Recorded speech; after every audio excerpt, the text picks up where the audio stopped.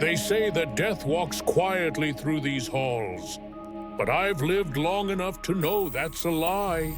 Death doesn't tiptoe. It arrives heavy with a scent you can almost taste, metallic, cold, and final. And every time it comes, it visits cell 13 first. My name is Samuel Greaves. I've been a prison warden for 37 long years. If these walls could speak, they'd whisper stories that would curdle your blood and haunt your dreams. But tonight, you'll have to settle for my voice instead. You see, cell 13 isn't just a number. It's a waiting room for the end. And what fascinates me most isn't the final moments when the guards take their last walk down the corridor keys, jangling like funeral bells. It's not even the sharp hiss of the electric chair warming up, or the cold click of a syringe preparing for its silent work. No, it's the meal, the final supper. That one last earthly indulgence before the great unknown. I've watched men tremble with the fork in their hands, unable to eat a single bite. Others savored each morsel like it was the sweetest taste they'd ever known. And then there were those, the strange ones, who ordered meals not to satisfy hunger, but to send a message. Tell me, if you had only one meal left in this world, what would you choose? A simple bowl of soup from your childhood, a rare steak, blood red in the center, or perhaps nothing at all. This tradition goes back further than you might think. In ancient Rome, condemned men were offered wine laced with herbs to dull the senses before execution. In medieval Europe, a final feast was seen as a cleansing ritual: eat, drink, and confess before meeting your maker. But as the centuries wore on, the final meal became something else. A canvas for last words. A bitter joke. Or sometimes a haunting cry for mercy, hidden behind the choice of food. I remember the first time I stood outside cell 13 during a final meal. I was young then, still had hope in my heart that justice was always just. The man inside had ordered nothing but a single red apple. He didn't eat it, just held it in his palm, stared at it, as if it held the answers to a life he couldn't make sense of. When they came for him, he whispered something I'll never forget. We all bite the apple eventually. I didn't understand then, but after seeing over 100 men and women take their last suppers, I think I do now. Because these meals, they're not just food, they're confessions. Secrets wrapped in the scent of fried chicken, in the bitterness of black coffee, or the sweetness of a final slice of cake. Some asked for meals so extravagant they could never be finished. Whole turkeys, lobsters dripping in butter, entire pizzas stacked one upon another. As if by ordering a banquet, they could delay the inevitable. Others asked for a single olive with the pit still inside. A strange request, you might think, until you learn that in some cultures, an olive seed buried with the dead was a promise of new life. And then, there are those who order nothing at all. They sit in their cold metal chairs, eyes vacant, lips sealed. I've always wondered, did they lose their appetite or their will to fight? Tonight, as I sit outside cell 13 once more, I think about all the souls who've passed through this door. Some left screaming, some left smiling, but all of them left something behind in that final meal.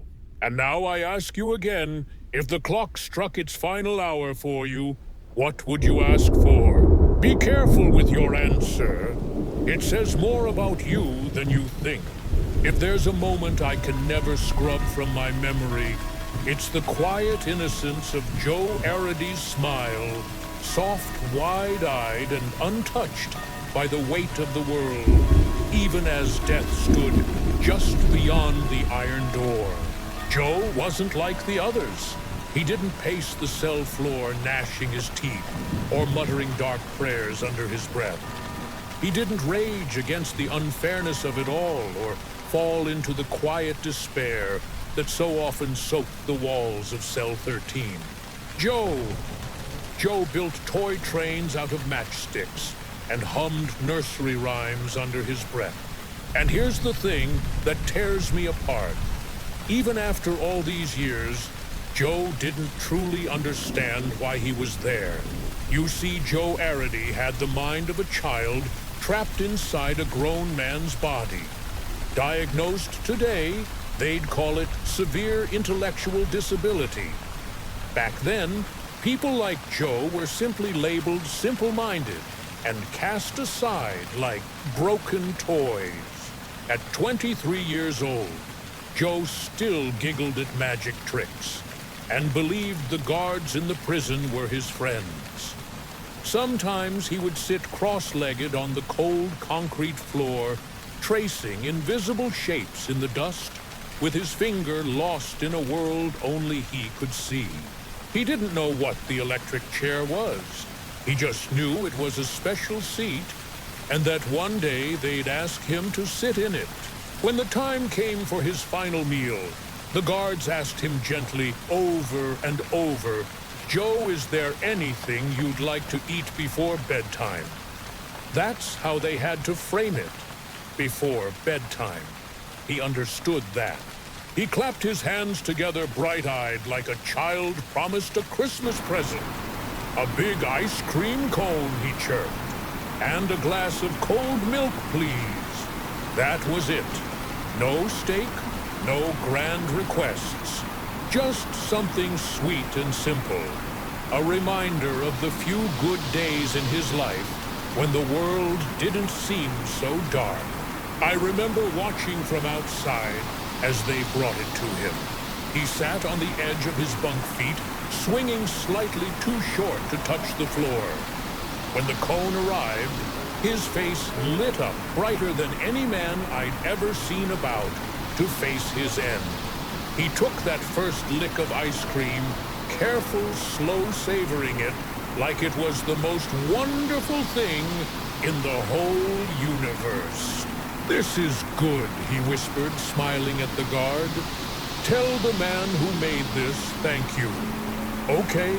The milk sat beside him, cold and sweating on the metal tray. He didn't drink it right away. He held the glass in both hands, staring at the way the droplets ran down the side like tiny rivers. "I'm gonna have a big dream tonight," he said quietly, looking up at the ceiling as if imagining a sky full of stars. "Gonna dream I'm on a train again. The big kind. You ever been on a big train, mister?" One of the younger guards' eyes, red-rimmed, nodded silently. Good Joe sighed, a contented smile spreading across his face. "They're real nice, those trains. Take you far, far away. Places you ain't never seen before." And that's when I understood. For Joe, the idea of death wasn't something to fear. To him, it was just another train ride. One that would take him somewhere better, away from the cold floors and iron bars. Away from a world that had never been kind to him. He finished the ice cream cone down to the last sticky bite. Then, with slow, deliberate care, he lifted the glass of milk and drank it in small, measured sips. When he was done, he set the glass down, wiped his mouth with the back of his sleeve, and looked up at the guards with that same innocent smile. "All done," he said, as if he'd just finished a regular dinner at home. "It's bedtime now, huh? The official reports say that Joe walked calmly to the execution chamber, but I was there, and I'll tell you the truth, he didn't walk. He skipped, He literally skipped down the hallway, humming the tune of "You Are My Sunshine." Even as they strapped him into that monstrous chair, he kept smiling. "Are we going on the train now?" he asked the chaplain beside him. The man could barely choke out the words. "Yes, Joe. Yes, you are." The switch was thrown, the air filled with that sickening crackle of electricity. And then, silence. A silence heavier than anything I'd ever known. They say the dead don't leave traces, but I disagree. To this day, Cell 13 still feels warmer on some nights. Some of the younger guards swear they hear faint humming when the wind whistles through the old stone corridors. And sometimes, just sometimes, when the air turns cool and still, you can almost smell it. The faint sweet scent of vanilla ice cream and a glass of cold milk left unfinished on a metal tray. If Cell 13 has taught me anything, it's that not every man walks to his death quietly. Some rebel not with violence, but with a final calculated insult. I remember the night they brought Lawrence Russell Brewer in. His reputation arrived before he did louder, meaner, and heavier than any man I'd seen cross that threshold. A convicted killer, unapologetic to the bitter end. But what made him infamous wasn't just his crimes. It was the way he turned his final meal into a message. A final twisted joke at the expense of everyone who stood behind those cold stone walls. On the night of his execution, the guards approached him as they always did, asking the ritual question, "What would you like for your last meal?" Brewer leaned back on his cot fingers, laced behind his head, and smirked. "Oh, I've been thinking about that," he said slowly, drawing out each word like a man savoring a private joke. "Let's make it one to remember." And so began a list unlike any we had ever received. It started simple enough, a triple bacon cheeseburger with everything on it. But that was just the beginning. He added a meat lover's pizza, double pepperoni, extra cheese, a pound of barbecued beef brisket, a full rack of pork ribs slathered in sauce, so thick it dripped off the bone. Then came the sides, 3 loaded fajitas, a heaping bowl of okra fried to a crisp golden brown, a mountain of buttered corn on the cob, and a large plate of deep-fried shrimp, breaded to perfection. For good measure, he threw in a loaf of French bread, heavily buttered, and 2 slices of peanut butter fudge pie, topped with crushed peanuts. And to wash it all down, 3 root beers chilled to just the right temperature, frosted glasses included. The kitchen staff worked through the evening sweat, beading on their brows, as they prepared the gluttonous feast. Orders like this weren't unheard of, but there was something about Brewer's demeanor that night, too calm, too amused, that set my nerves on edge. By the time the meal was laid out before him, it filled an entire table. Steam curled up from the ribs. The root beer bottles sat sweating in their frost. The peanut butter pie seemed almost to gleam under the harsh fluorescent lights. It was a banquet fit for a king. But Lawrence Brewer, he never touched a single bite. He sat there, eyes cold and gleaming with a dark kind of triumph, arms crossed over his chest. "Ain't hungry," he muttered with a sly grin. The guards exchanged confused glances. I remember stepping closer, trying to make sense of what I was seeing. "You requested all this," one of them said, his voice barely a whisper. Brewer just leaned back and laughed a low, humorless sound that echoed through the stone halls like the creak of a closing coffin lid. "Exactly," he said. "Let the taxpayers pick up the bill." My final middle finger to the whole damn system. And that's when it hit me. This wasn't a man resigned to his fate. This was a man determined to leave a mark not on his cell wall, not in some diary of last regrets, but right there in a feast. No one would eat a meal destined for the trash. It was wasteful, it was defiant, and it worked. News of his final meal spread like wildfire. Headlines the next morning didn't just tell the story of his execution, they told the story of his last cruel joke. The public was furious. Politicians were outraged. Within days, the state of Texas made a historic decision. The last meal tradition was officially abolished. No longer would condemned men choose their final indulgence. From that point on, they ate whatever the prison served. No choices, no requests, no grand displays. Brewer's silent rebellion had ended a ritual that had existed for centuries. I remember standing alone in the mess hall after they cleared away the untouched feast. The food sat there, growing cold under the humming lights. The smell of barbecue and fried shrimp lingered in the air like a cruel ghost. Too heavy, too real. The plates were eventually scraped clean into the trash. The root beers were poured down the drain. And as I watched it all disappear, I couldn't help but think Brewer got exactly what he wanted.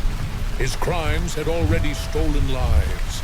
And now, even in death, he'd stolen something else. A small mercy from every man and woman who would come after him. Sometimes I wonder, was that meal really about defiance? Or was it fear? A man too proud to admit his hands shook. Too scared to let himself feel the comfort of a last bite, knowing it would be his last. Or maybe, just maybe, some men are so lost that their only legacy is destruction, even in something as simple as a plate of untouched food. The next time you sit down to a meal surrounded by the clatter of forks, the warmth of good company, remember this. There are those who would give anything for just one more bite. And there are those who would rather leave the table empty just to make sure you remember their name. Not every last meal is a plea for comfort. Some are dark rituals in disguise. It was a bitter winter evening when Caleb Voss entered cell 13, a name whispered in fear long before he arrived. Not because of the number of lives he had taken, though that was terrible enough. No, Caleb Voss was remembered because he believed he wasn't just a man. He believed he was a prophet of something far older, far darker. The first time I laid eyes on him, he didn't look like much. Thin pale with hollow cheeks and eyes that seemed to sink too far back into his skull. But there was a sharpness behind that gaunt face, a quiet menace like a venomous snake coiled and waiting. They said he ran a cult deep in the Appalachian Mountains. Followers called him the mouth of the abyss. He spoke of ancient gods and blood debts of cleansing the soul through sacrifice. His hands might have been thin and frail, but they had orchestrated horrors you wouldn't believe even if I laid them bare before you. And when the day came to ask for his final meal, Caleb Voss made only one request: a single loaf of black bread, soaked in his own blood. The guards stood in stunned silence. I was there when the request came in, written in his own uneven scrawl across a crumpled piece of paper. Let the final sacrifice be made. Let the blood bind my sins to the earth, and the earth to those who come after. It wasn't a request for forgiveness. It was a curse. Now the prison didn't honor such grotesque demands. But Voss refused any other food. He fasted for 3 days leading up to his execution, sitting cross-legged on the cold floor of his cell, chanting in a language no one could decipher. He kept his eyes closed for hours at a time, his lips barely moving, but the sound, low, guttural, rhythmic, echoed through the stone walls like a heartbeat in a tomb. The night before his execution, something happened that I still can't explain. The prison lights flickered, doors jammed for reasons no mechanic could later determine, and in the dead of night, a cold draft swept through the halls, carrying with it the scent of iron and damp earth. It felt wrong, like something ancient and buried had stirred just beneath our feet. By the final hour, Caleb sat calmly on his bunk. When the guards came to ask one last time if he'd accept a final meal, he simply held out his thin, pale wrists. "Then the bread will be made without hands," he whispered. No one moved. No one dared touch him. He looked straight into my eyes from across the cell bars and smiled a slow, cracked grin that sent ice through my spine. "Tell the earth I've paid my debt," he murmured. At midnight, he walked to his execution, as though attending a ceremony he had long prepared for. There was no fear, no hesitation, just the same chilling serenity, as if he were stepping across a threshold into the waiting arms of his gods. As the final rites were read, he said something under his breath, his lips moving in a slow, deliberate pattern. I never found anyone who could translate it, but in that moment, the temperature seemed to drop. I remember seeing frost creep across the edges of the execution chamber windows in the middle of spring, and when it was over, when his body lay still, and the room emptied, something even stranger occurred. The guards found a loaf of dark bread placed neatly in the center of his now empty cell. No one saw who placed it there. No one could explain how it got past locked doors and watchful eyes. But there it sat, dense, blackened, soaked through with something dark and sticky that smelled unmistakably of blood. The bread was taken away and destroyed, of course, but the story of Caleb Voss lived on. Some say his followers managed to infiltrate the prison. Others believe that the man really did have powers we could never comprehend. As for me, I've seen enough to know that there are things in this world that don't fit neatly into logic and reason. They say that in the years after his death, strange things happened around cell 13. Birds wouldn't roost near it. Grass refused to grow on the small patch of earth directly outside its barred window. And every now and then, on the anniversary of his execution, the faint scent of iron and damp soil creeps through the halls, cold and undeniable. I often wonder, was his curse real? Did his final request tie his sins to the earth as he claimed, or was it simply the power of belief, his and now ours, that gave life to something better left forgotten?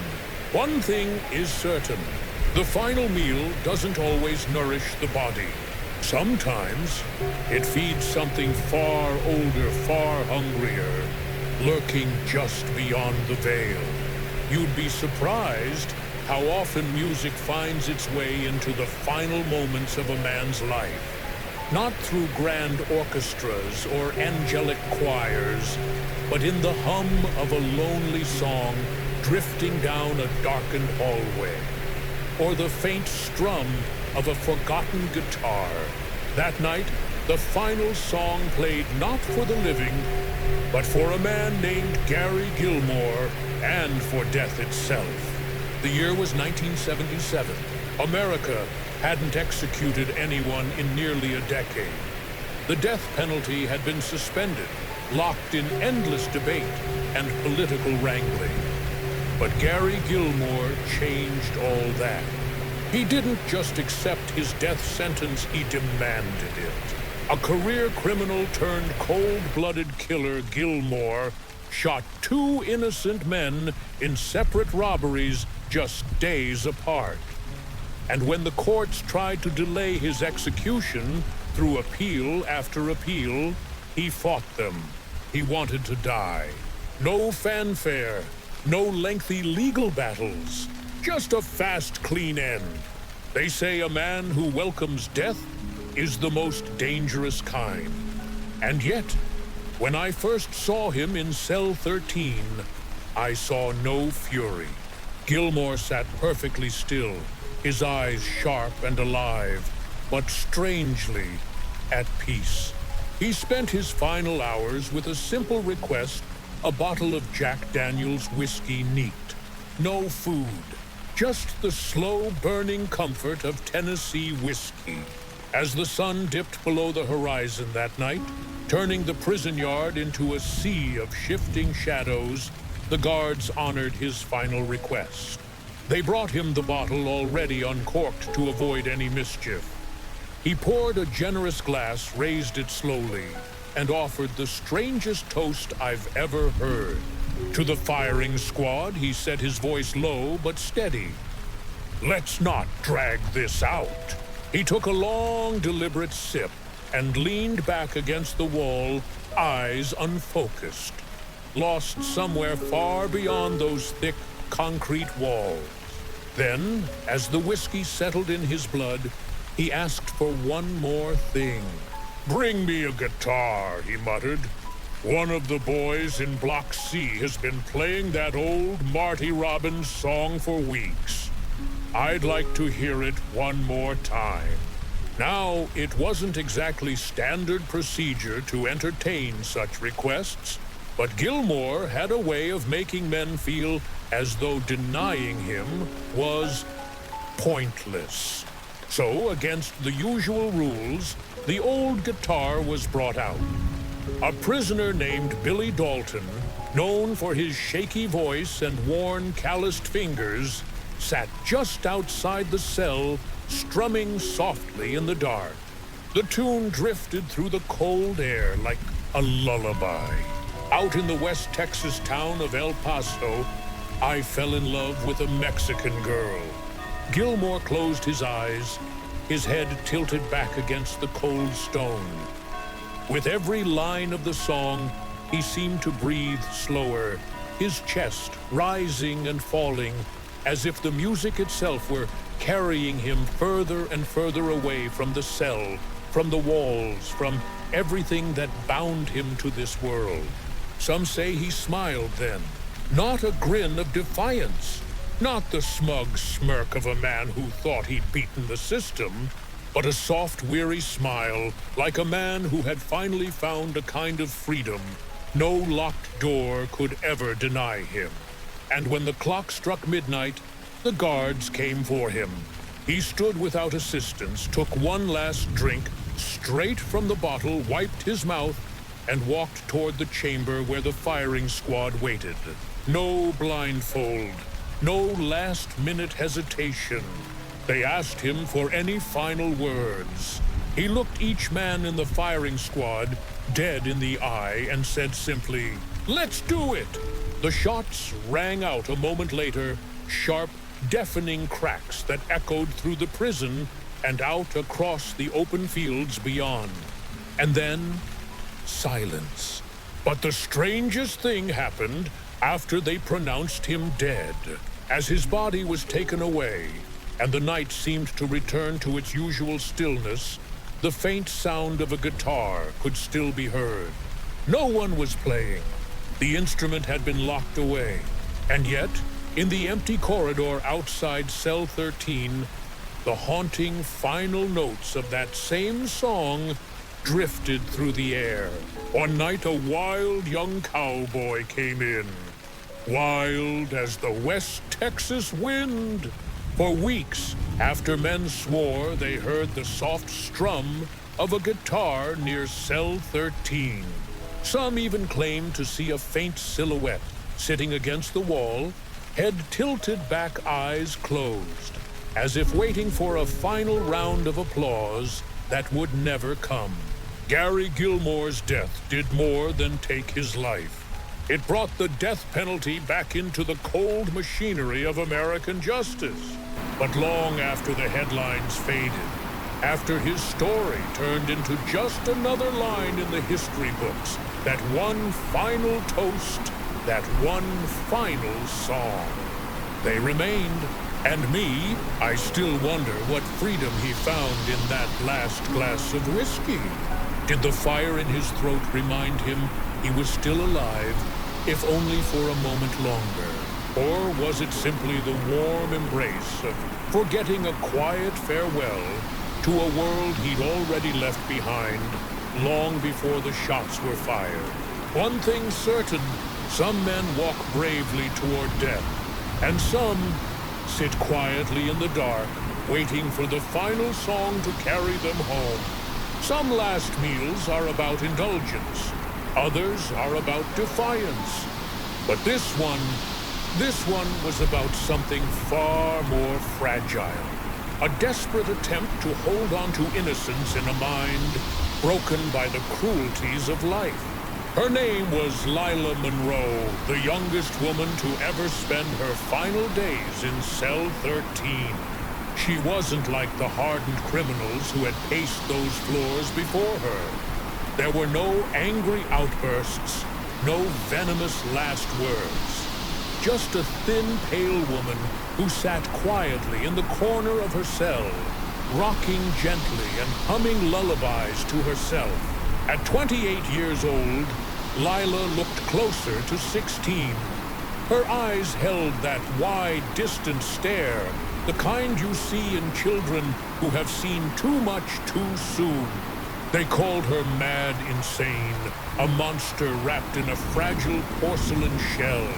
But even after reading the case files, page after page of horrors committed by her trembling hands, something about her didn't add up.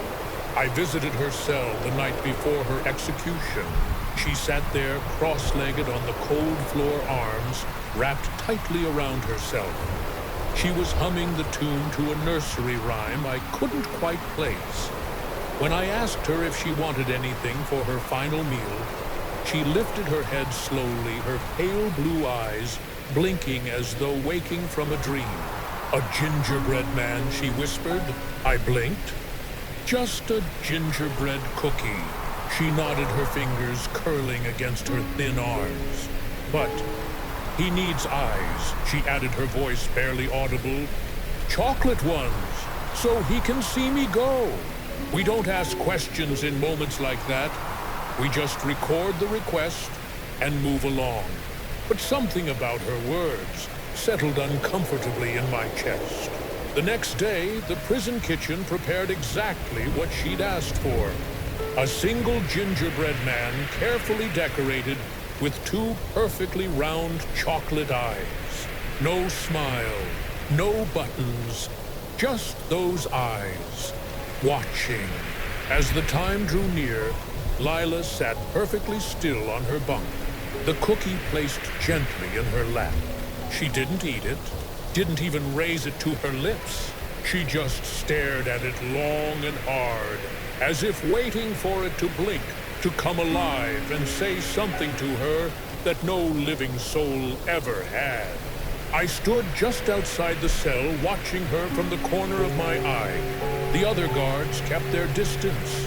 There was something unsettling about the way she held that tiny cookie, like it was her only companion in a world that had long since turned its back on her. "Do you know why he needs eyes?" she asked suddenly, her voice floating through the cold air. I didn't respond. I wasn't sure if she was speaking to me or to the cookie. "So he doesn't feel lost," she whispered. "So he can see where I'm going." She held the gingerbread man close to her chest, then cradling it like a fragile doll. And for a long, aching moment, she just rocked back and forth, humming again. The same haunting tune over and over. It wasn't until later, long after they took her away, that I realized the song was "Run, run, as fast as you can. You can't catch me, I'm the gingerbread man." Her execution was quiet. No final words, no dramatic farewell. She simply closed her eyes and went. Wherever it is, we all go in the end. But that isn't where her story ends. When the guards returned to clear her cell, they found the gingerbread man still resting on her bunk, untouched, except for one thing. The chocolate eyes were gone. They searched everywhere, thinking she might have eaten them at the last minute. But no, there were no traces, no smudges of chocolate on her lips or fingers. The eyes had simply disappeared. Some say it was a simple mistake. The kitchen forgot to add them, perhaps. But I remember seeing that cookie with my own eyes, two perfect chocolate buttons staring back at me from that tray. And I remember the way she'd spoken, the way she'd held that little figure close, as if it were more than just a cookie, as if in her fractured mind it was a friend, a silent witness to the end of her story. There are rumors, of course. Some of the younger guards refused to step foot near Cell 13 on quiet nights. They claim to hear soft, childlike humming coming from the empty cell.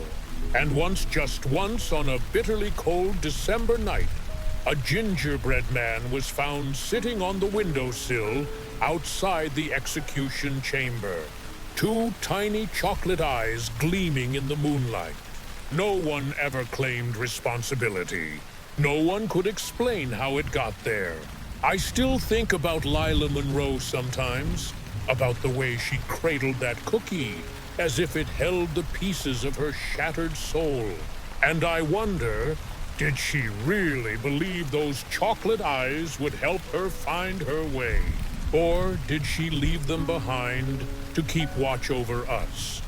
To make sure we never forget the quiet tragedy of a mind lost too soon.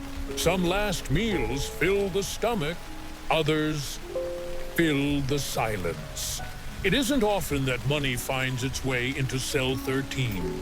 By the time a man ends up there, all his wealth, his mansions, his cars, his silk suits mean nothing. The only currency that matters is time, and even that's in short supply.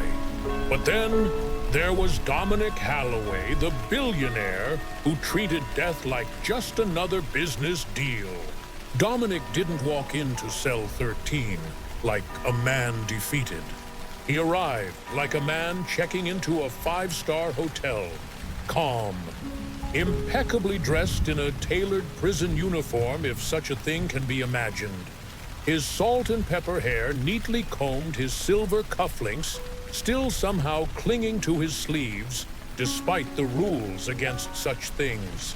How he managed to keep them, no one knew.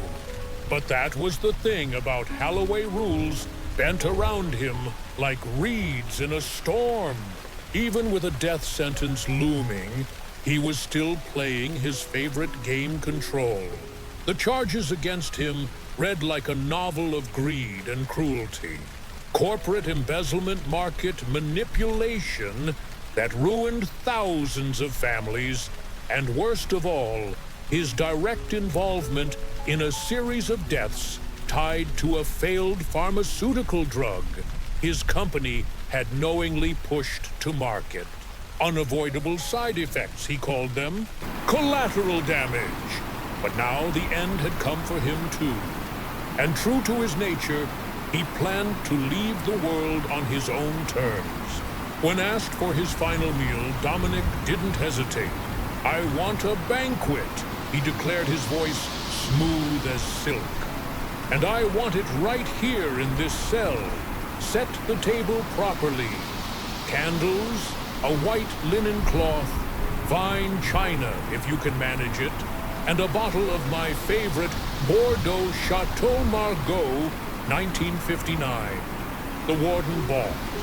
Such demands were unheard of. but through back channels, money still flowing from some unseen hand, the arrangements were made. That night, Cell 13 was transformed. A small table draped in crisp white linen stood in the center of the cell. A pair of tall silver candlesticks cast flickering light against the rough stone walls. The finest china and polished silverware glinted under the dim glow. And at the center of it all, a meal fit for royalty. A perfectly seared filet mignon served rare blood red at the center.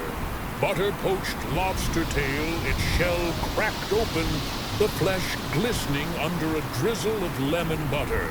Truffled mashed potatoes, smooth as silk. Asparagus wrapped in thin strips of prosciutto, roasted to a perfect crisp. And for dessert, a delicate creme brulee, the sugar crust torched to golden perfection. And of course, the wine. A bottle of Chateau Margaux, rare and priceless, opened and breathing beside his plate. Dominic sat alone at the table, dressed as if he were attending a gala, his posture impeccable.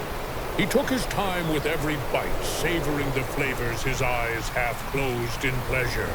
He spoke aloud as if to an invisible audience. This, he said, swirling the wine in his glass, is how a king departs. And yet, for all the grandeur, for all the spectacle, there was no one there to witness it but the guards and the silent stone walls. No family, no friends, just the echoes of a life lived at the expense of others. As the night stretched on, Dominic poured himself a final glass of wine, held it up to the flickering candlelight, and offered a solitary toast. To power, he murmured, the only thing that ever mattered. He drank deeply, the ruby-red liquid staining his lips like blood. When the guards came for him, he stood without complaint, dabbing the corners of his mouth with the fine linen napkin, as if he were merely leaving a dinner party. But just before he crossed the threshold of his cell for the last time, he turned and looked back at the table. It's a pity, he mused. Most men die hungry. I'll leave this world full. They say his last words as he faced the execution chamber were whispered with a smirk. Send my regards to the poor. That night, as they cleared away the remains of his lavish meal, something hung heavy in the air. The rich aromas of butter and wine clashed horribly with the cold, metallic scent of the death chamber. The meal itself was left half-finished, just enough consumed to prove a point, just enough left behind to remind us all. Even at the end, Holloway's hunger wasn't for food. It was for control, and he'd kept it until his very last breath. Some men face death with fear, others with regret, but the rarest of all face it with a raised glass and the satisfaction that they played the game their way, all the way to the bitter end. If you think you've heard every strange final meal request, believe me, you haven't. Some men walk to their end seeking comfort, others seek chaos. But one man, he sought strategy even in his final hour. His name was Victor Kale, a former chess grandmaster turned convicted assassin. He was a man of cold calculation, a mind as sharp as a razor and twice as dangerous. Every action, every glance, every spoken word felt as though it had been plotted 10 moves ahead. And even when the gavel fell, sentencing him to death, he didn't flinch. He simply smiled and muttered under his breath, "Checkmate isn't always the end." I remember the night he arrived in cell 13 vividly. Unlike most who entered that cursed space with slumped shoulders and shuffling feet, Victor stood tall, his hands clasped behind his back, like a man surveying a battlefield. There was no fear in his eyes, only a relentless curiosity, as though even death was nothing more than a puzzle waiting to be solved. When the guards approached him about his final meal, he made his request with the same precision he approached every game of chess. "I want a chessboard," he said, "but make it edible. Real pieces, each crafted from the finest chocolate. White pieces from creamy white chocolate. Black pieces from the darkest cacao you can find. And the board itself, solid dark chocolate tiles alternating with white, perfectly aligned." It wasn't just a meal. It was a final game with himself. The kitchen staff did their best to fulfill the order, although none could quite understand its purpose. When the chessboard was delivered to his cell, Victor sat before it with almost reverent care. He studied each piece, lifting the delicate chocolate queen between his fingers as though weighing a precious gem. And then he began to play. But here's the thing, he played both sides, white and black, good and evil, life and death. He moved each piece with careful deliberation, tasting victory and defeat all at once. Each time a piece was captured, he would calmly place it in his mouth, letting it melt away on his tongue like a vanishing soldier on a battlefield. Pawn by pawn, rook by rook, the board began to empty, and all the while he spoke softly to himself, analyzing moves, anticipating counters, narrating his own internal war. Outside his cell, we watched in uneasy silence. Was this madness or brilliance in its final form? Finally, only the kings remained. The Dark King, tall and imposing, stood defiantly on its square. The White King, chipped slightly from Victor's careful inspection, seemed fragile, vulnerable. Victor sat back in his chair, his eyes locked on the two remaining figures. And then, with a slow, deliberate motion, he reached out, picked up the White King, and held it gently between his thumb and forefinger. He did not eat it. He set it aside untouched and stood. When the guards came for him, he turned toward them with that same calculating smile. "Tell them," he said, nodding back toward the incomplete board, "the game is not over. Only pause." Those were his last words. Victor Kyle walked to the execution chamber with the calm of a man taking his place at a grand tournament, as though this too was just another round. And when the sentence was carried out, he faced it with eyes wide open, as if he were analyzing every sensation, every final breath, every last moment. Afterward, when we returned to his cell, the chocolate chessboard sat exactly as he had left it. The Black King still standing tall, the White King untouched. And there, neatly folded beneath the board, was a small handwritten note. It's never about the last move. It's about the next one you never saw coming. Some say that note was a taunt. Others believe it was a message to those he left behind. Or perhaps even to the next man who would sit in cell 13. But the strangest part? No one could ever find that white chocolate king. It vanished without a trace, much like Victor Kyle himself. And in the years since it became something of a legend among the prison staff. Some claim that on quiet nights, if you stand outside cell 13 long enough, you'll hear the faint sound of chess pieces sliding across a board. And if you listen even closer, you might just hear a soft voice whisper, "Your move." Because some men don't go quietly into the dark. They leave behind puzzles, unfinished games, and a lingering question that haunts every soul who comes after them. Did I just take my last turn? Or was that his plan all along? I've often wondered if some men don't just fear death. They fear being forgotten by it. And that's why, even at the threshold of the end, they try to leave behind something that lingers, something that refuses to die. Such was the case of Marius Venn, the sailor-turned-murderer who believed he had bargained with the sea itself. Marius arrived at cell 13 on a stormy spring evening. The rain came down in thick sheets, drumming against the stone walls like an ominous warning. Thunder rolled across the horizon, and somewhere in the distance, the faint scent of the ocean seemed to drift in through the prison vents, though we were 100 miles from the nearest coast. Marius had the look of a man carved from driftwood. His skin tanned and cracked his beard, matted and tangled like seaweed. And his eyes were the color of deep water, dark, bottomless, and filled with things better left undisturbed.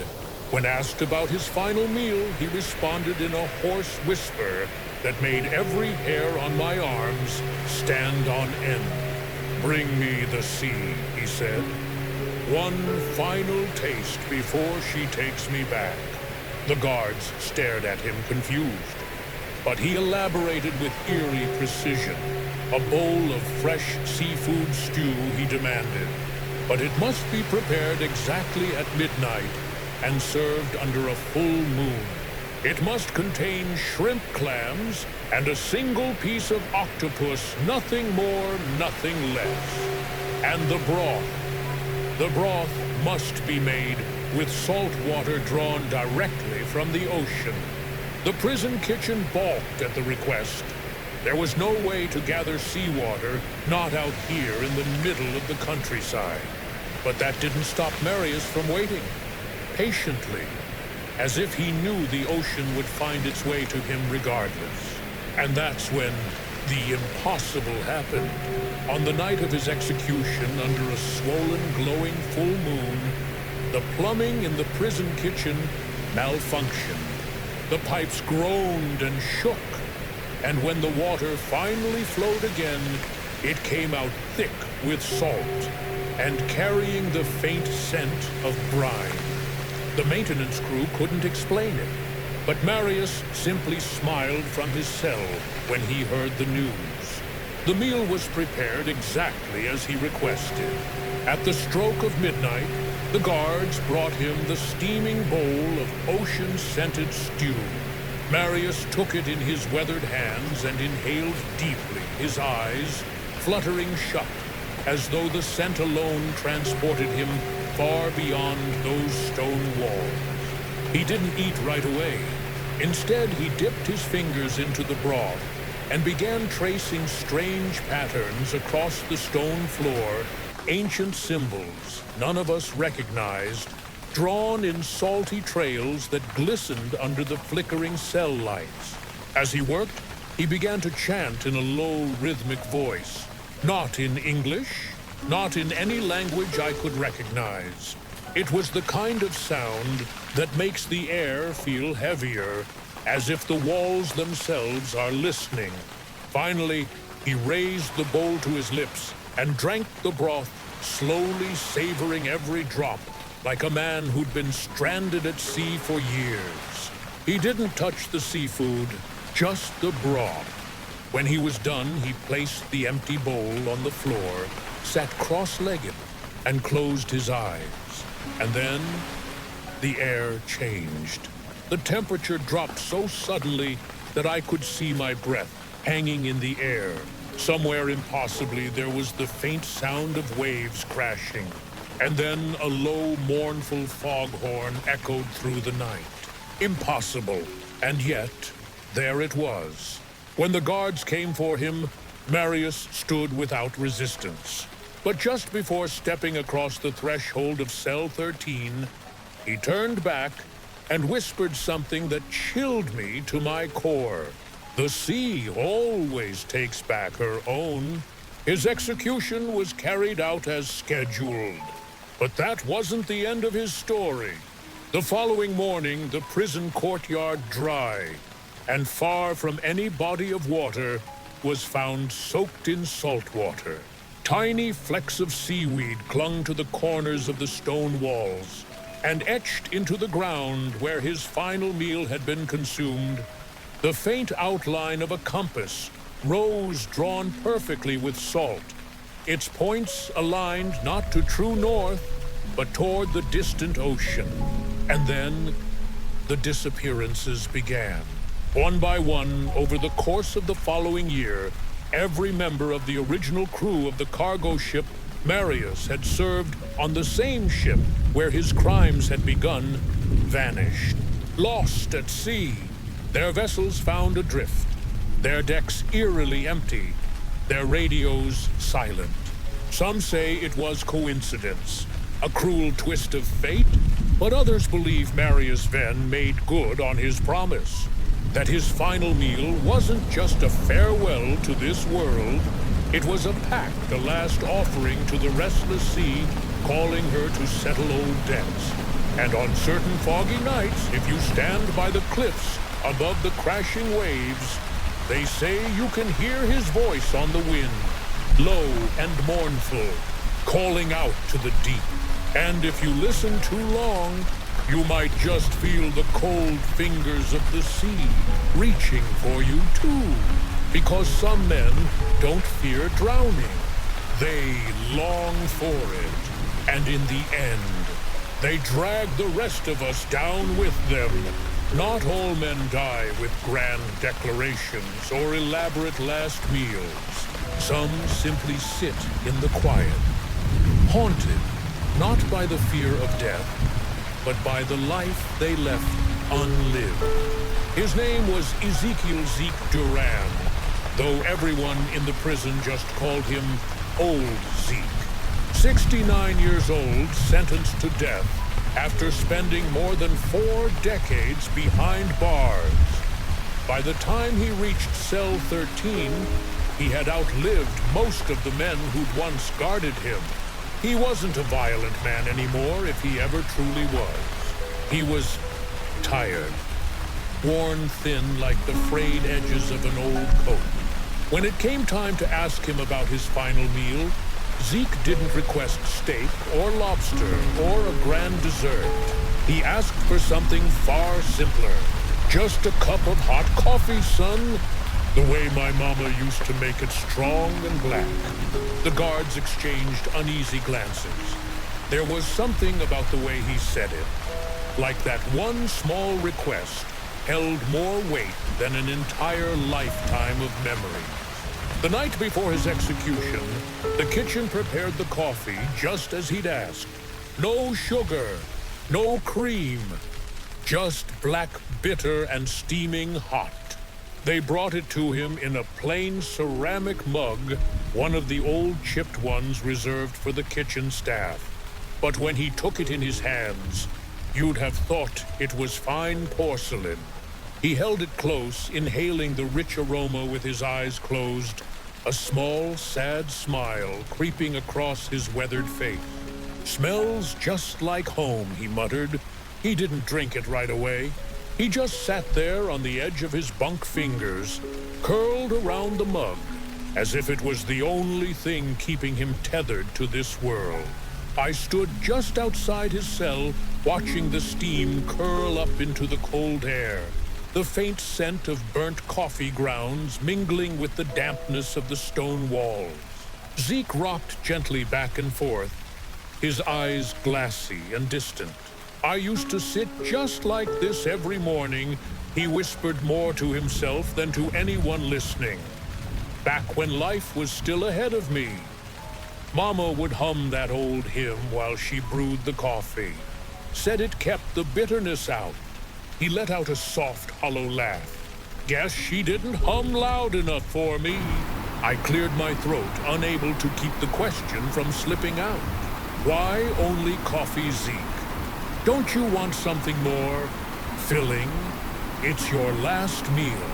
He turned those tired eyes toward me then, and I swear in that moment, it felt like he was looking straight through me, through the walls, through time itself.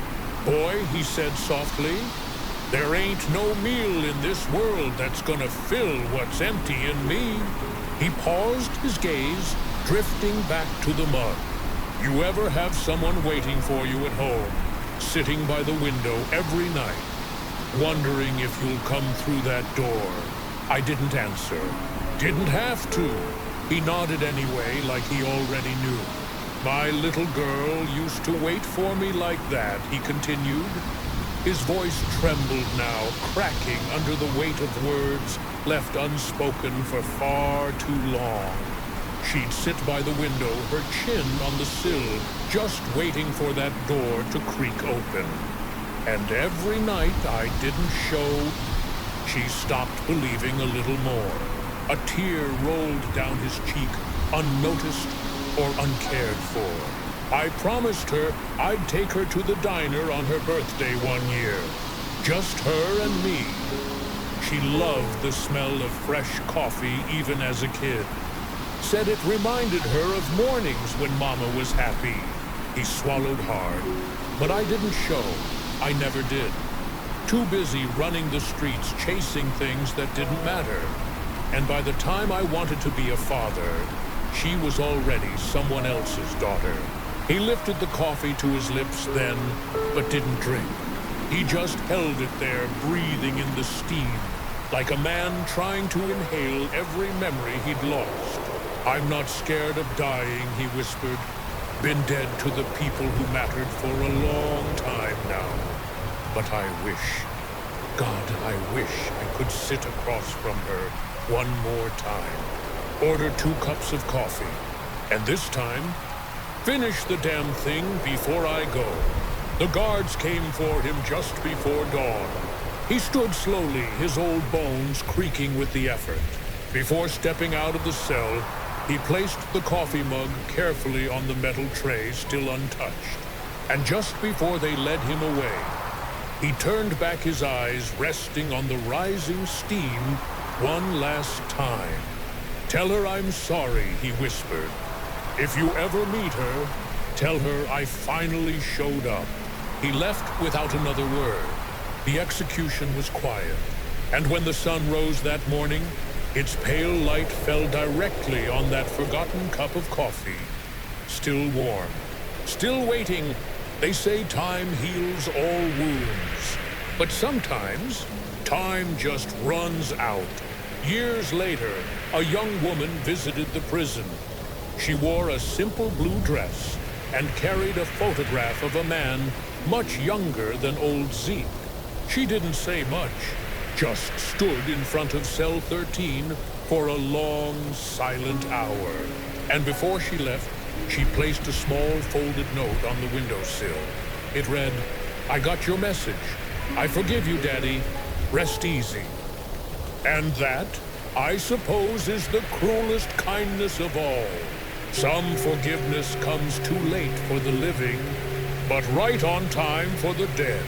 You can learn a lot about a man from his final meal, but sometimes it's not about what he eats. It's about the message hidden in every bite. His name was Julian Mercer, but among the inmates and even some of the guards, he was known simply as the bargain maker.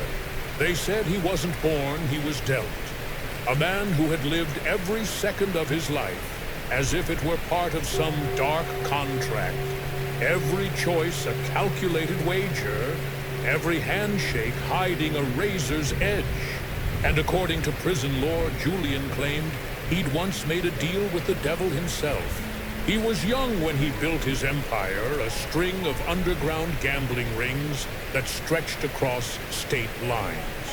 But unlike most crime lords, Julian didn't rely on violence or brute force.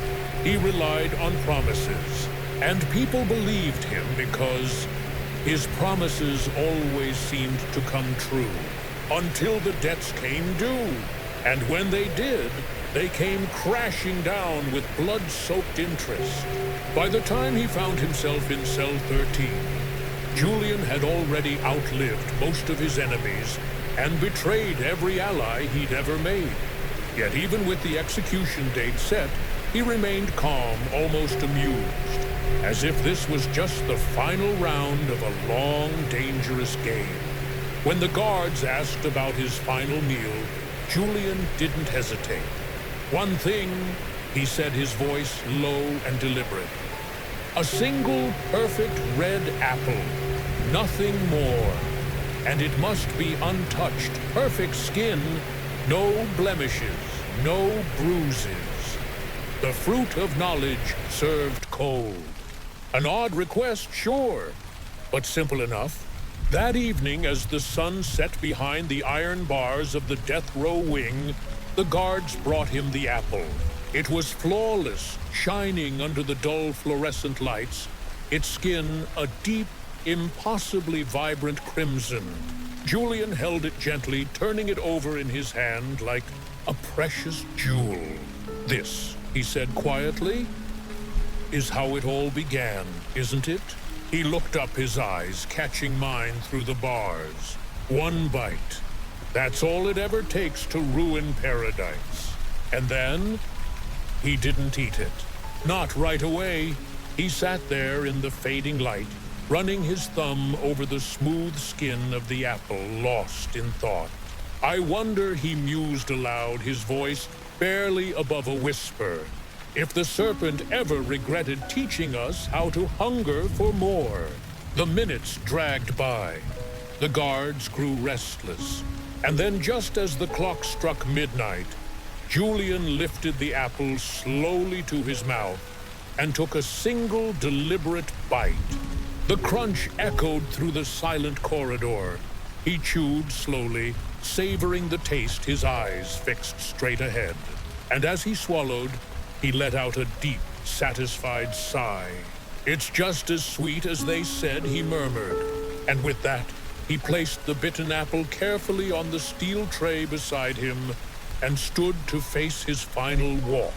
As they led him from cell 13, he turned back one last time. "Don't forget to plant the seeds," he called out, his voice suddenly strong and clear. "Every ending is just the start of another temptation." He died with a faint smile on his lips. No last words, no apologies, just that same knowing grin, as if he'd already won whatever game he thought he was playing. But here's the part that still gives me chills. When the guards went back to collect the remains of his final meal, the bitten apple was exactly where he left it. But the seeds, the core was missing, as if the bite he took had removed not just the flesh, but everything inside. Clean, hollow, the heart of the fruit. Gone. No one could explain it. The apple remained perfectly intact, except for that single clean bite, and the hollow where its core should have been. And when they cut it open to investigate, they found something else. The inside of the apple wasn't browning as it should have been. Instead, the flesh was still fresh, pristine, as if it had been plucked from the tree only moments before. Some say Julian Mercer's final act was nothing more than a performance, a last dramatic flourish from a man who'd lived his life in the shadows of half-truths and dangerous bets. But others believe he knew something the rest of us didn't. That maybe, just maybe, he really did sign his name in a book best left unopened. And every so often, someone swears they see a solitary apple resting on the windowsill of cell 13. Shining red, perfect, untouched, until you turn it over and find a single bite already taken. Because in the end, some deals never truly close, and some debts are eternal. There's a sound that's louder than any man's scream. It's louder than the clank of iron bars, louder than the final click of a loaded chamber, louder even than the last desperate cry for mercy. It's the sound of nothing, and I heard it for the first time on the night that Marcus Hale refused his final meal, and with it, the very idea of his own humanity. Marcus Hale was a man of few words in life and even fewer in death. A former philosophy professor turned radical recluse, Marcus didn't kill out of rage or greed. His crimes weren't acts of passion. They were cold, calculated, almost academic. He once said during his trial, "I did not act out of malice, but out of curiosity. I simply wanted to understand what it meant to take everything from someone else." By the time he arrived at cell 13, his hair had turned ghost white, and his skin had the pale, almost translucent look of a man who'd lived far too long in the shadows of his own mind. When the guards approached him for his final meal request, he simply shook his head. "I have consumed enough in this life," he said, his voice calm and unsettlingly clear. "I wish to leave this world as I entered it, hungry." That wasn't unprecedented. Some prisoners before him had refused their final meal. But what happened next was unlike anything we'd seen before. Tradition dictated that even if a prisoner refused their meal, a simple plate of food would still be prepared and placed before them, a final offering of mercy, whether they chose to accept it or not. But when the tray was brought to Marcus's cell that night, something went wrong. The kitchen had prepared the usual bread, some fruit, a cup of water. Yet when the tray was set down, it was completely empty. No bread, no fruit, not even the cup of water. Just an empty silver tray, its surface gleaming under the flickering fluorescent lights. The guards swore it wasn't a mistake. One moment, the tray was full. The next, empty.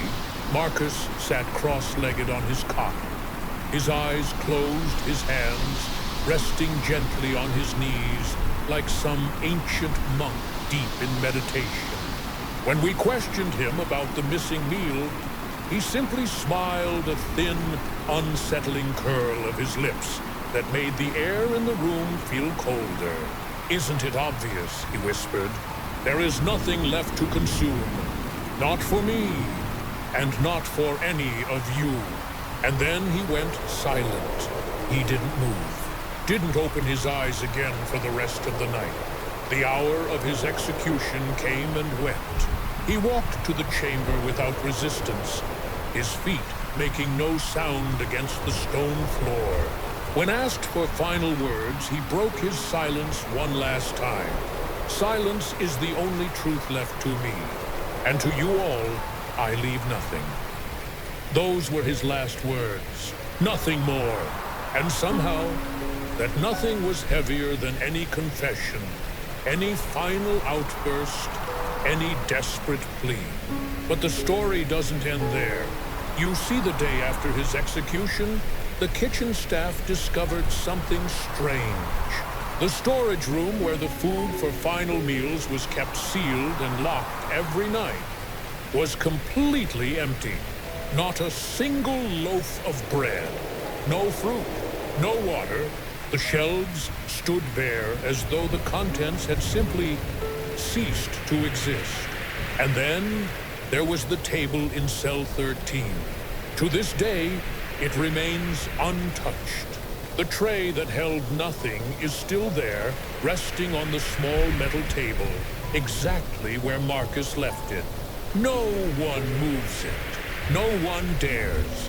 New prisoners who pass by cell 13 sometimes claim they see a man sitting there at that empty table, his back turned, his head bowed, as if waiting patiently for a meal that will never come.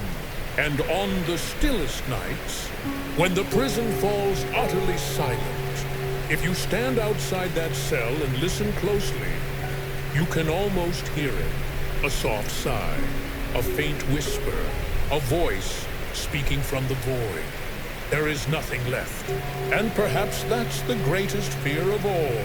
Not the fear of pain, not even the fear of death, but the fear that in the end, there's simply nothing. No final comfort, No redemption, no memory, just an empty table and silence. Some last meals are consumed with bitter regret, but others are never meant for the condemned at all. His name was Elliot Grange, a man who had spent so long behind bars that the outside world had become nothing more than a distant, faded photograph. He wasn't infamous like the others. His crimes weren't broadcast across headlines or whispered in fear. He was just forgotten. And perhaps that was the cruelest punishment of all. Elliot had been locked away for 35 years, sentenced to death for a robbery gone wrong. A robbery that had taken a life and shattered his own in the process. He was barely 20 when they threw him into that cell. By the time he entered cell 13, his shoulders had slumped under the weight of decades of silent guilt. His hair had turned to thin wisps of gray, and his eyes carried the far-off hollow stare of a man who had nothing left to lose. Or so we thought. When asked about his final meal, Elliot didn't request any grand feast. He didn't even ask for his own comfort. He made a different kind of request, one no one expected. "I want to bake a batch of cookies," he said, his voice trembling but firm. "And I want them sent to my daughter." For a moment, we thought he'd lost his mind. After all, as far as the record showed, Elliot Grange had no family left. His parents were long dead. He'd never married, and there was no mention of a child anywhere in the files. But when pressed, he simply nodded and said, "She's out there, somewhere, and I need her to have something from me before I go." The warden approved the request part, curiosity part, mercy. And so for the first time in more than 3 decades, Elliot Grange stood in the prison kitchen. His frail hands shook as he measured flour and sugar, his fingers trembling as he stirred the batter with an old wooden spoon. But despite his age, his movements became steadier as he worked like some forgotten instinct, rising from deep within him. He shaped each cookie with care, pressing a thumbprint into the center of every one, and filling the hollow with a small dollop of strawberry jam. He said it was his mother's recipe. "She used to say the jam's the heart," he whispered. "You can't leave it empty, or it isn't a real cookie." When the cookies were baked, he placed them neatly into a small white box. On the lid with a pencil and a trembling hand, he wrote a simple message. "For the daughter I never held. I'm sorry. Love, Dad." We sent the box to the last known address Elliot provided, somewhere in a small coastal town he hadn't seen since his youth. He didn't ask if the box would arrive. He just sat quietly in his cell that night, staring at the empty space where the box had been, as if that small white package carried not just cookies, but the weight of a lifetime of regret. The next morning they came for him. When asked for his final words, he simply smiled through tear-filled eyes and whispered, "I finally did something good." And then he was gone. But this story doesn't end there. 3 weeks after his execution, a letter arrived at the prison. It was addressed to the warden, but bore no return address. Inside was a single note, written in delicate handwriting. "I received his gift, and I forgive him." The cookies tasted like home. No one knew for certain if the letter was truly from his daughter, or if it was some kind soul who had decided to answer on her behalf. But for those of us who witnessed it, the truth didn't matter. Because in that final act, Elliot Grange became something more than a condemned man. He became a father, at least for a moment. And to this day, every Christmas Eve, the prison kitchen bakes a single batch of thumbprint cookies filled with strawberry jam. They aren't served to the inmates. They're left in a simple white box on the windowsill outside cell 13. No note, no explanation, just a silent promise that even in a place filled with the echoes of regret, there's still room for forgiveness. Some men spend their final days asking for comfort. Elliot Grange spent his asking for redemption. And perhaps that's the sweetest final meal of all. Some men savor sweetness in their final moments. Others drink their truth straight black and unforgiving. His name was Calvin Red, though to the inmates and guards alike, he was simply known as the Preacher. Not because he'd spent his life in a pulpit, but because he spoke like a man who had already looked the devil in the eyes and somehow found him unimpressive. Calvin had lived a hard life, the kind of life that burns bitterness into a man's soul. Born into poverty, raised among street gangs, hardened by decades of survival in a world that never showed him mercy. His crimes were violent, his past littered with betrayals and broken promises. But through it all, he never once flinched at the consequences. In fact, when he arrived at cell 13, it was as though he'd been preparing for that moment his entire life. When the time came to request his final meal, he offered only 4 words. A cup of black coffee. No sugar, no cream, no request for comfort. Just the raw, bitter taste of reality. That night, as the execution hour drew near, the guards brought him exactly what he'd asked for. A simple ceramic mug filled to the brim with coffee as dark as the night itself. No embellishments, no ceremony. And when Calvin took that first sip, he closed his eyes and let the bitterness settle over his tongue like a final, undeniable truth. He held the mug in both hands, his knuckles pale against the dark surface, and began to speak, not to us, not to the guards, but to the empty air. To whoever might be listening, you know why I asked for this. He began, his voice low and steady, each word falling heavy like stones dropped into still water. Because life's just like this cup. You can dress it up all you want, sweeten it, smooth it out, but at its core, it's bitter. And that bitterness, that's the part that wakes you up. He took another slow sip, the steam curling around his face like ghostly fingers. You spend your whole life trying to run from the taste of it. Drown it in cheap distractions, pretty lies, soft comforts. But in the end, it's always there waiting for you, same as death. Silence fell over the cell block. No one moved. No one dared interrupt him. For 40 years, he continued, his eyes opening to stare directly at me through the bars I ran from that taste. Thought, if I kept my hands busy, kept my pockets full, kept my enemies close, I could keep it off my tongue. He chuckled, a hollow, humorless sound that seemed to echo off the stone walls. But here's the truth, son. The only freedom a man ever finds is when he stops running and drinks it down. Bitter as it is, cold as it gets. That's when you're finally free. He drained the last of the coffee, set the empty mug down with a quiet click, and stood.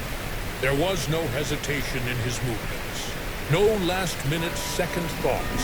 He walked the final hallway like a man crossing a finish line he'd been racing toward his entire life. At the execution chamber, when asked for his final words, he turned to the gathered witnesses and spoke with the clarity of a man who had nothing left to lose. Life is bitter. Drink it anyway. And then it was over. But that wasn't the last time I heard his voice. A few weeks later, a new inmate was placed in cell 13. And on his first night there, he claimed he couldn't sleep. He said the air smelled faintly of burnt coffee, and that he heard a voice, low, familiar, and calm, speaking from the shadows. "Stop running, son. Take a sip." Since that night, it's become something of a tradition. Whenever a man spends his last night in cell 13, the guards leave a single black coffee on the table. Most ignore it. Some take a sip, and a rare few drink it all the way to the bottom, their eyes distant and glassy, as if seeing a horizon the rest of us can't even imagine. Because some men fear the bitterness of life. Others, they embrace it, and in doing so, they find a kind of freedom the rest of us spend our whole lives searching for. Some men fear the darkness, but others, they call it home.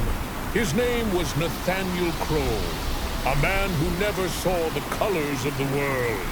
Blind since birth, he lived his entire life in a landscape painted in shadows and sound. Yet somehow, the darkness inside him ran deeper than the darkness outside. Nathaniel was different from the other inmates who passed through cell 13. He didn't rage against the injustice of his sentence. He didn't weep or bargain for forgiveness. He simply sat in his cell, his head tilted slightly toward the ceiling, as if listening to a voice none of us could hear. He had long white hair and a gaunt, expressionless face that seemed carved from marble. His pale, sightless eyes never moved, yet you always felt as if he was looking directly at you. I don't know how, but when he spoke, it always felt like he was addressing the exact person who most needed to hear his words. When it came time to ask for his final meal, the guards approached cautiously, unsure if he'd even respond. He sat silently for a long moment, then turned his face toward the corner of the cell, where the faintest beam of light crept through the barred window. "I don't need a meal," he whispered. "Just turn out the lights. I want to leave this world exactly as I came into it, in perfect darkness." The request was simple, but somehow it felt heavier than any feast we'd ever prepared. At midnight, the execution wing was plunged into total darkness. Not a single bulb remained lit. The guards moved by touch alone their footsteps, hesitant against the stone floors. And in that absolute blackness, Nathaniel Crow sat perfectly still, a faint, almost peaceful smile resting on his lips. I stood outside his cell that night, and I swear I heard him humming, a slow, haunting melody, not a song of mourning, but something almost content, as if for the first time in his life, the world outside finally matched the world he had known all along.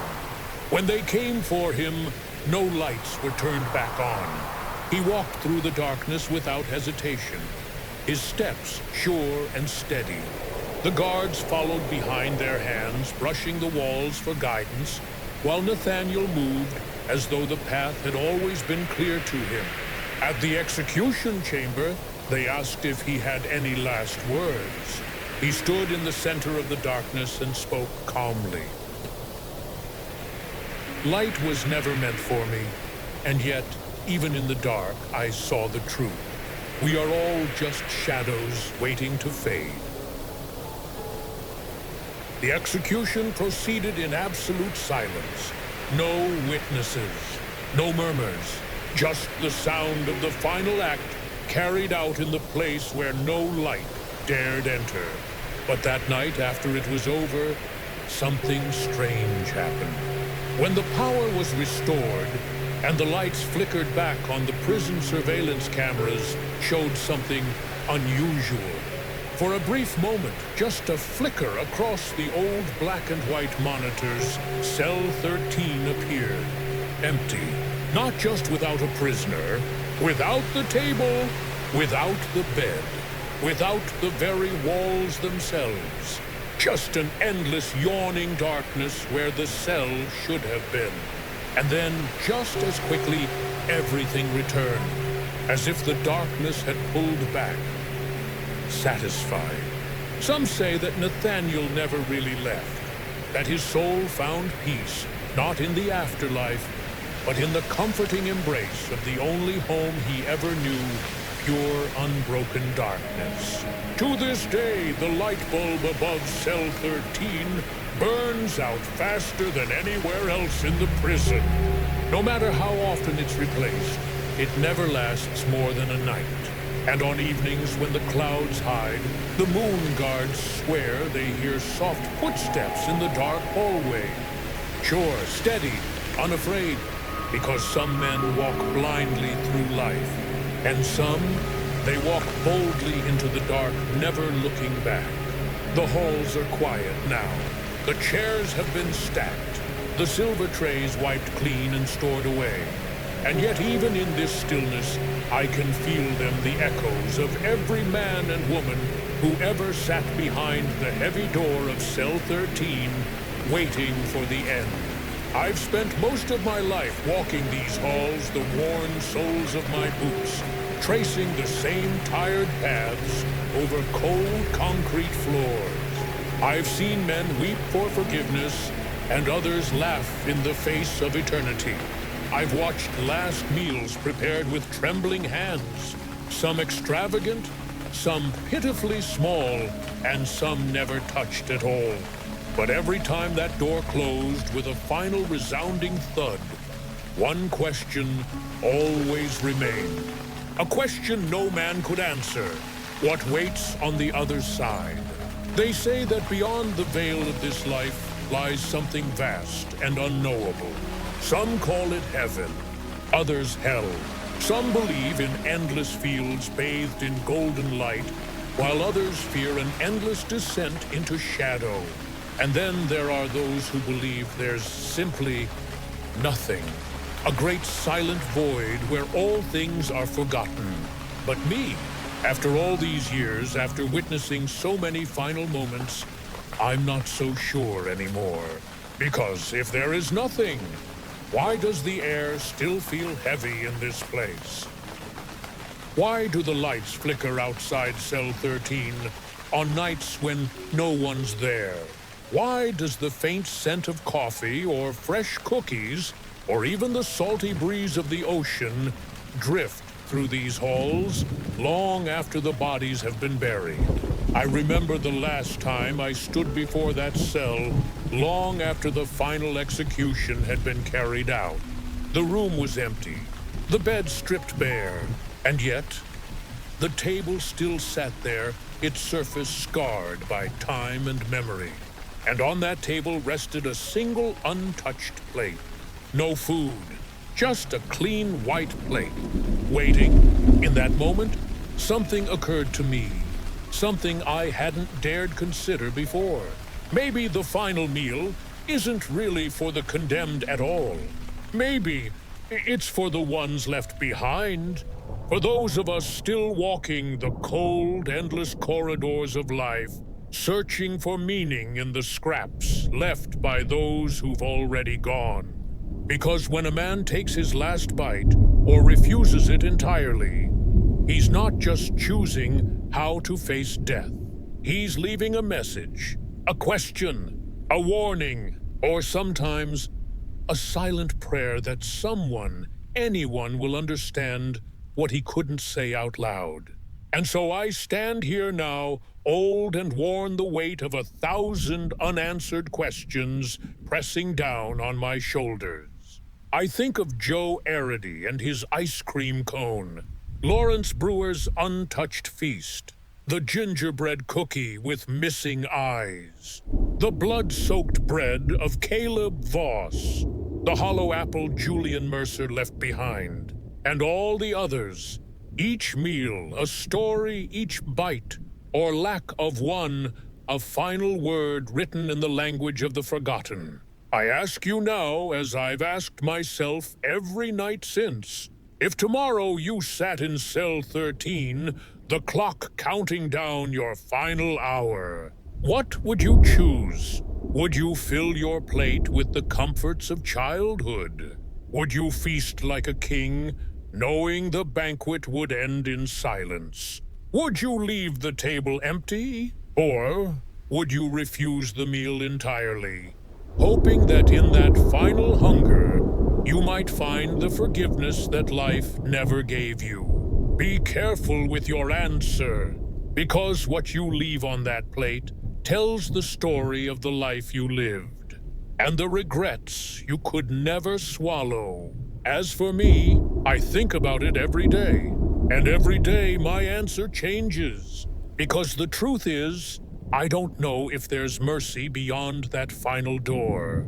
I don't know if there's light or darkness or nothing at all. But I do know this: while we're still here, while our hearts still beat, and our hands can still reach for one another, we have a choice: to fill our lives with kindness, to forgive, to love even when it's hard. And perhaps, if we do that, when our time comes, whatever waits on the other side won't feel quite so far away. The door to cell 13 creaks quietly shut behind me, and as I walk away, I swear I hear it, that faintest of whispers, carried through the empty halls. If the table were set for you, what would you leave behind? You've walked these dark corridors with me. You've stood before the heavy door of cell 13. And together, we've tasted the final requests of those who stood on the very edge of life and stepped into whatever came after.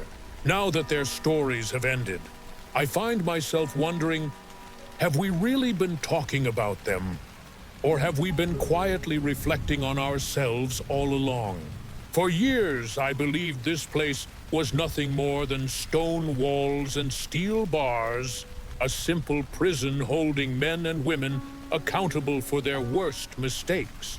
But standing here now, older, quieter, I realize this place has always been something else entirely. A mirror, one that forces us to look closely at the lives we lead and the legacies we leave behind. Each final meal wasn't just a dying man's indulgence or a last defiant act. It was a message, a confession, a silent scream, or sometimes a quiet apology whispered through the aroma of coffee, the sweetness of a cookie, or the bitterness of an untouched plate. I think about Joe Aridy's ice cream and his innocent smile before facing the chair. I think about Lawrence Brewer's untouched banquet, a bitter joke carved into state history. I remember the trembling hands of Elliot Grange baking cookies for a daughter he never held. And I remember the men who left their plates empty, not because they weren't hungry, but because they had already consumed everything life had to offer, and it had left them hollow.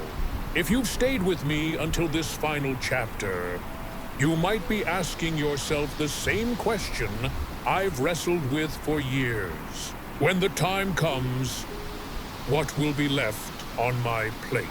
Will I leave behind bitterness, regrets, and empty promises? Or will there be something sweeter, a final taste of kindness, of peace, of a life lived with purpose? You see, we don't have to wait until the end to decide. Every day is a choice. Every word we speak, every hand we hold, every moment we choose to forgive rather than condemn. Those are the ingredients of the final meal we'll someday leave behind. And maybe, just maybe, if we live our lives with a little more kindness, a little more courage, a little more grace, we won't fear that final table. We'll sit before it with calm hearts and steady hands, knowing that whatever waits beyond the door, we've already tasted the very best of what life had to offer. So I leave you now with one last question, not as a warden or a storyteller, but simply as a man who's seen too much and understood too little. What story will your final plate tell? And if you're listening to this with heavy eyes drifting toward sleep, may the echoes of this journey remind you, while you still breathe, while the day has not yet ended, you have time. Time to choose. Time to change. Time to fill your plate with the things that matter most. Good night, my friend, and may your next meal be shared with those you love.